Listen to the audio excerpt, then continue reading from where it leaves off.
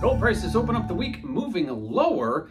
Today we see a big move lower, about 1%. After last week we saw a big rally in gold of about 2.5%. So last week gold rallied. Today, this week we open up the week seeing a push lower amid about a $30 range, with the dollar hovering near unchanged and treasury yields being very quiet, not really playing a major role in today's gold trade, but ultimately seeing gold move lower, closing at 23.37, just above the low price on the session. Again, down 1% to start the week.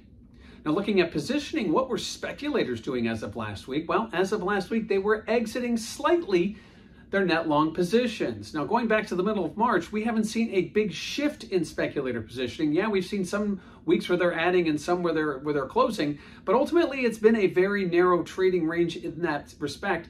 So they're kind of waiting for that next catalyst event, perhaps some shift from the Fed, perhaps some shift from expectations of the Fed.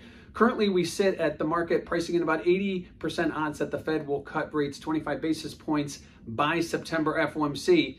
Obviously, that can change very quickly, and with some of the data we have coming up this week, that very well might happen. But again, speculators, small exiting of their net positions as of last week.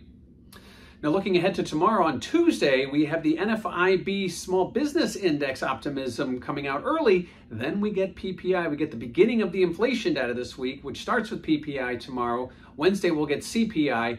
And then later on tomorrow morning, we'll be followed up PPI with the Fed chair who will be speaking. It'll be his first time speaking since the May FOMC press conference.